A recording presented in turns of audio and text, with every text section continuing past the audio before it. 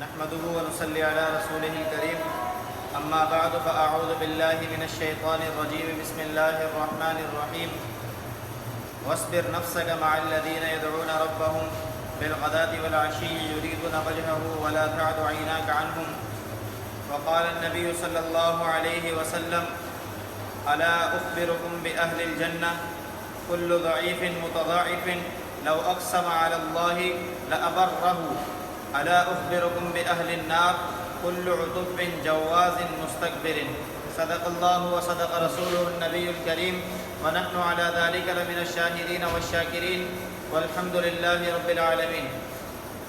میرے معزز سامعین، میں نے آپ کے سامنے قرآن کریم کی ایک آیت مبارکہ تلاوت کی ہے اور احادیث کے بے شمار مجموعے میں سے ایک متفق علیہ حدیث آپ کے سامنے تلاوت کی ہے۔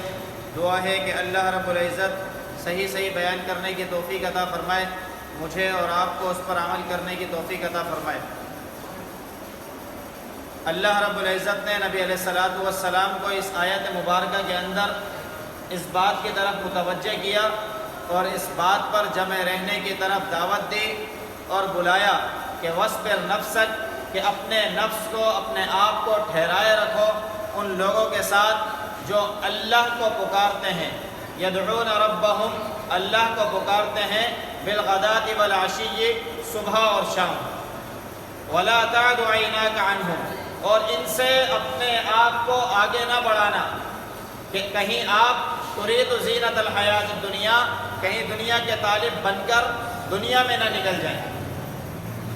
آپ یہاں اندازہ لگائیں کہ نبی علیہ السلام اللہ رب العزت کے بہت ہی محبوب اور بہت ہی قریبی اور انبیاء علیہم السلام میں سے بھی، اولو العزم پیغمبروں میں سے بھی تمام انبیاء کے سردار، اور اس کے ساتھ ساتھ تمام انبیاء کے نبی علیہ السلام امام بھی ہیں کہ نبی علیہ السلام کو اللہ رب العزت نے جا بجا کتنے ہی اوصاف سے پکارا ہے کہ کہیں یا ایھا المزمل، کہیں یا ایھا المدثر، اور کہیں طٰہٰ، کہیں یاسین، کہیں انا ارسلناک شاہدا ومبشرا ونذیرا، اور کہیں کس اور الفاظ سے نبی علیہ السلام کو پکارا۔ لیکن اس کے باوجود اللہ رب العزت نے اپنے نبی محترم کو محبوبانہ عتاب بھی کہیں کی کہ اللہ رب العزت نے نبی علیہ السلام کو ڈانٹ ڈپٹ بھی کی اس بات کی وجہ سے کہ آپ اللہ کے ان بندوں کی طرف متوجہ ہوں جو اللہ کے دین کی سچی طلب اپنے اندر رکھتے ہیں، اب چاہے وہ دنیاوی مال، متاع، جاہ، منصب، شان اور شوکت کے لحاظ سے کم تر کیوں ہی نہ ہو۔ اسی لیے یہ باب کہ علامہ نووی رحمۃ اللہ علیہ نے اپنی کتاب کے اندر ایک باب باندھا، باب فضل منفعت المسلمین، کہ متضاعفین، کہ کمزور مسلمان اور فقراء اور مساکین، کہ ان کا فضل اللہ کے نزدیک کتنا بڑا ہے۔ تو اس کے لیے حدیث لے کر آئے کہ اللہ کے نبی نے اپنے صحابہ سے پوچھا کہ الا اخبرکم باہل الجنہ، کہ میں تمہیں جنتی لوگوں کے بارے میں نہ بتا دوں؟ کہا بالکل یا رسول اللہ، ہمیں بتائیں۔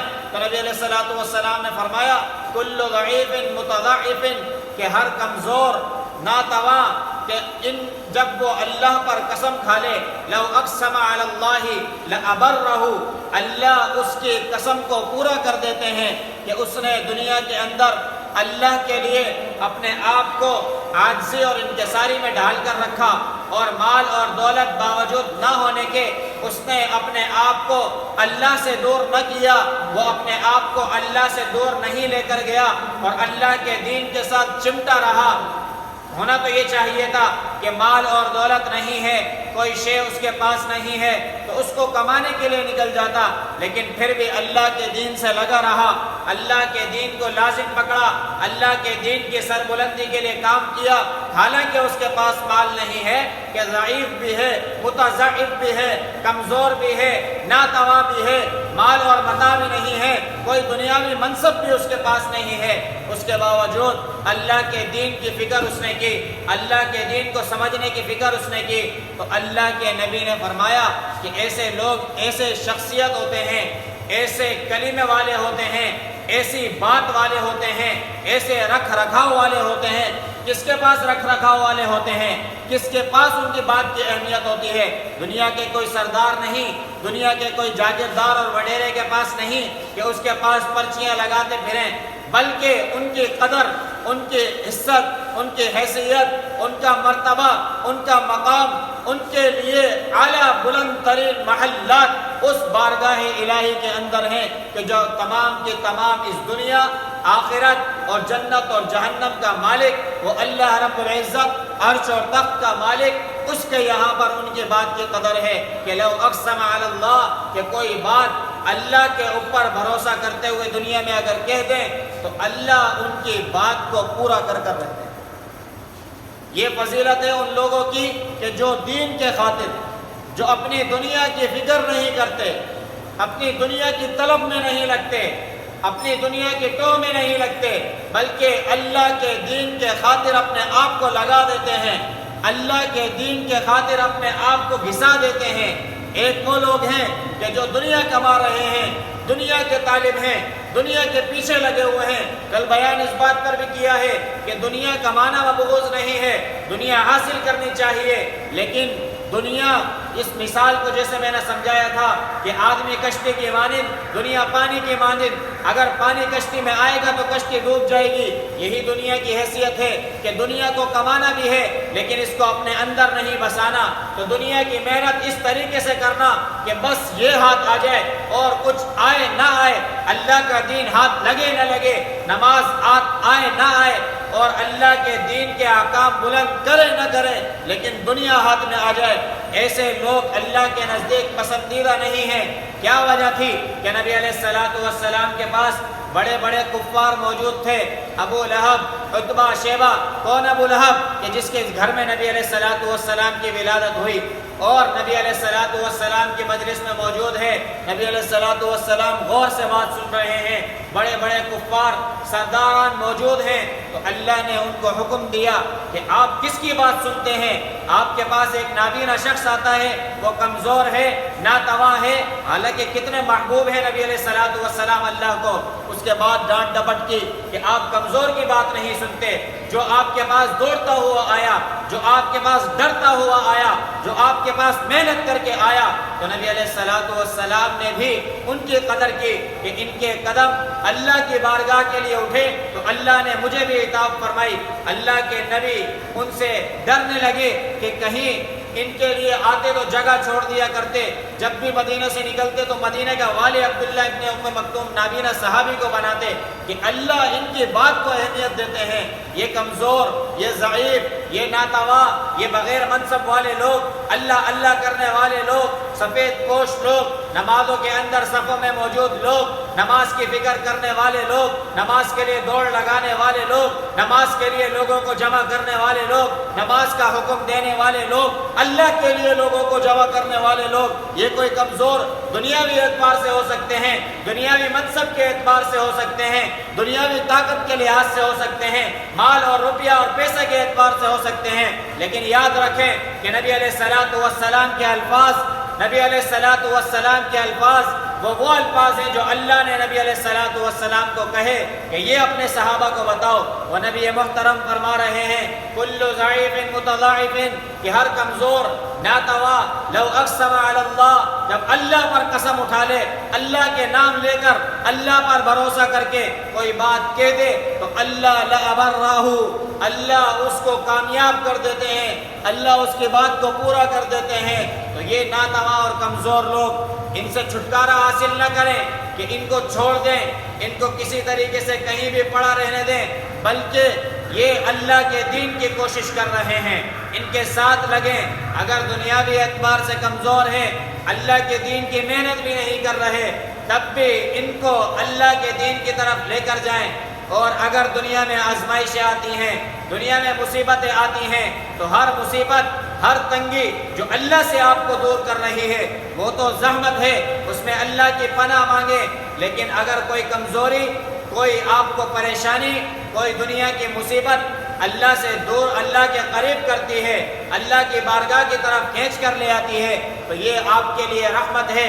مال اور دولت کا حاصل ہو جانا رحمت نہیں ہے، بلکہ وہ ایک چیز ہے کہ اگر حاصل ہو جائے تو ٹھیک، نہیں حاصل ہوتی تو بھی اللہ کا فضل ہے کہ اللہ نے مساجد، مراکز اور خانقاہوں اور اللہ والوں کے ساتھ صحبت دی ہے۔ یہ بہت بڑی نعمت ہے، یہ وہ کرنسی ہے، یہ وہ مجلسیں ہیں کہ جن میں اللہ کی رحمت، اللہ کی کرنسی اس حساب سے تقسیم ہو رہی ہے کہ جیسے ایک مجلس میں کسی کو بلایا جائے اور کہا جائے آپ کو لاکھوں اور کروڑوں کے چیک دیے جائیں گے اور ان کی تاریخ فلاں فلاں ہوگی، چاہے 10 سال یا 20 سال بعد کی بھی اس چیک پر تاریخ ڈال دی جائے، تو دنیا میں کوئی شخص غالباً ہوگا کہ جو اس مجلس کو چھوڑ دے گا۔ ہر ایک پہنچنے کو تیار ہوگا کہ بھائی 10 سال بعد ہی صحیح، 20 سال بعد ہی صحیح، میرے مرنے کے بعد ہی صحیح، میری اولاد کے تو کام آئے گا، میری اولاد کی تو دنیا بن جائے گی۔ یہ اللہ کے دین کی مجالس جس میں اللہ کے دین کے لیے آنے والے، اللہ ان کے اوپر وہ کرنسی، وہ نعمت، وہ دولت، وہ نچھاور کر رہے ہیں جو کل آخرت میں کام آنے والی ہے۔ اس دنیا کی زندگی کتنی ہے؟ 5 سال، 10 سال، 20 سال، 50 سال، زیادہ سے زیادہ حد ماریں تو حضرت سلمان فارسی رضی اللہ عنہ، ان کی عمر کہتے ہیں کہ 240 سال تھی۔ ہماری امت کی یہی عمر ہے، اور اب جس طبقے میں ہم ہیں تو 60 اور 70 سال سے بھی قیاس کرنا مشکل ہے۔ تو اگر ہماری دنیا کی زندگی آج 50 سال، 60 سال، 65 سال ہو چکی ہے تو اس کو کیوں نہ اللہ کے دین میں لگائیں، اللہ کی وہ کرنسی حاصل کرنے میں لگائیں جو آخرت میں کام آنے والی ہے، جو جنت دلوانے والی ہے، جو جہنم سے بچانے والی ہے۔ اور وہ لوگ جو جہنم والے ہیں، نبی علیہ الصلوۃ والسلام نے اس حدیث میں وہ شمار کروائے، تکبر کرنے والے، غرور کرنے والے، الفاظ بڑے بڑے بولنے والے، کام ٹھکے کا نہ کرنے والے، ایسے لوگ جہنمی ہیں۔ کیوں جہنمی کہا؟ حالانکہ مال اللہ کی راہ میں خرچ کرتے تو اللہ ان سے زیادہ جنت وسیع ان کو دے دیتا، مالداروں کو دیتا، لیکن مالدار لوگ جب اپنے منصب، جب اپنی دولت کو اللہ کے دین کے لیے نہیں لگاتے تو یہ ان کی پکڑ کا باعث بن جاتی ہے۔ یہی وجہ ہے کہ کل قیامت کے دن مالدار لوگ غریبوں سے تقریباً 50,000 سال بعد جنت میں جائیں گے کہ اپنے مال کا حساب دے رہے ہوں گے، مال کی فکر کر رہے ہوں گے، لیکن جو اللہ کی راہ میں خرچ کرتے ہیں، اللہ کے دین کا خیال رکھتے ہیں، اللہ کے بندوں کا خیال رکھتے ہیں، ان کے لیے فیصلے بھی پھر ویسے ہی ہوں گے، بلند بلند مقام اللہ عطا فرمائیں گے۔ لیکن اگر اس دنیا سے ایسے ہی چلے گئے، خالی ہاتھ چلے گئے، دین کے لیے کوئی محنت نہ کی، دنیا کے لیے تو بڑی محنتیں کرتے ہیں، نوکری ہاتھ آئے نہ آئے مہینوں پہلے تیاری کرتے ہیں، مہینے بعد تک غم کرتے ہیں، لیکن اگر کل قیامت کے دن جس امتحان میں ہم زندگی گزار رہے ہیں، اگر فیصلے میں، نتیجے میں جنت نہ ملی تو بڑا خسارہ ہو جائے گا، بڑی بربادی ہو جائے گی، بڑے خسران میں چلے جائیں گے، بڑے دلدل میں پھنس کر رہ جائیں گے۔ وہ ایسا دلدل نہیں ہے کہ مشینری سے نکال لیے جائیں گے، بلکہ جو چلا گیا اپنے اعمال کے سبب تو بس وہ چلا گیا، کہ جو اس میں داخل ہو گیا تو بس داخل ہو گیا، پھر اس سے بچانے والا کوئی نہیں ہے سوائے رب العزت کی ذات کے، کہ وہ ذات جس پر کرم کر دے، جس پر فضل کر دے۔ اللہ کے فضل کی چیزیں اس دنیا میں موجود ہیں۔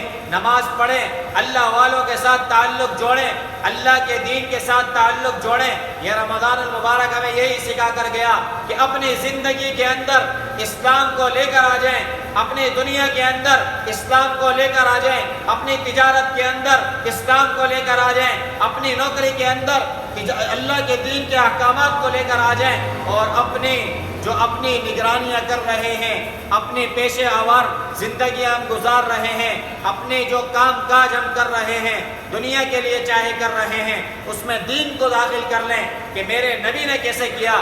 دیکھیں انبیاء کی سیرت کہ کیا کیا انبیاء نے کیا۔ ہر نبی نے کوئی نہ کوئی عمل کیا، کوئی پیشہ کمزور نہیں ہوتا، کوئی پیشہ بیکار نہیں ہوتا، ہر نبی نے کوئی نہ کوئی خدمت کی۔ موسیٰ علیہ السلام نے کیا کیا؟ بکریاں چرائی، ہارون علیہ السلام ان کے ساتھ تھے۔ صالح علیہ السلام نے کیا کیا؟ شعیب علیہ السلام نے کیا کیا؟ تجارت سکھائی۔ نوح علیہ السلام کیا کام کرتے تھے؟ نجار تھے، بڑھئی تھے، لکڑی کا کام کرتے تھے، بعد میں برتن مٹی کے بنائے، اس کا بھی کام کیا۔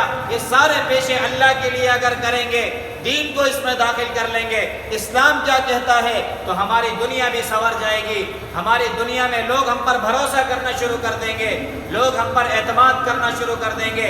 آج ملک پاکستان کے اندر سے یہ فضا ناپید ہو چکی ہے، ختم ہو چکی ہے۔ بھائی بھائی پر بھروسہ کرنے کے لیے تیار نہیں، پڑوسی برابر والے پر بھروسہ کرنے کے لیے تیار نہیں، اور اسی طریقے سے بھائی بہنوں پر بھروسہ کرنے کو تیار نہیں۔ ایک ساتھ سیٹ لگا کر آفس میں بیٹھنے والے دوسرے پر بھروسہ کرنے کو تیار نہیں۔ ایک محلے میں رہنے والے، ایک علاقے میں رہنے والے، ایک شہر اور ایک قصبے اور ایک ضلع اور ایک ملک کے رہنے والے دوسرے پر بھروسہ کرنے کے لیے تیار نہیں ہیں۔ کیا وجہ ہے؟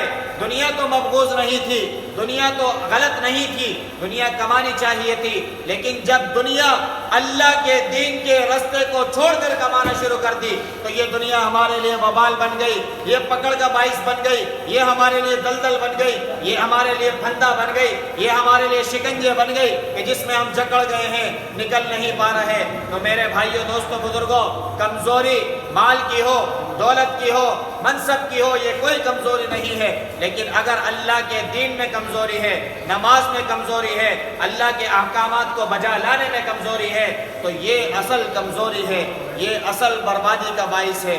دعا ہے کہ اللہ رب العزت خود مجھے بھی عمل کی توفیق عطا فرمائے، آپ تمام میں سے ہر ایک کو عمل کی توفیق عطا فرما دیں۔ وآخر دعوانا الحمدللہ رب العالمین، الحمدللہ رب العالمین، والعاقبۃ للمتقین، والصلاۃ والسلام علی سید الانبیاء والمرسلین، اللہم انت الصلاۃ والسلام علی ربیہ اللہ کریم، ہمارے یہاں بیٹھنا اپنی بارگاہ عالیہ میں قبول فرما۔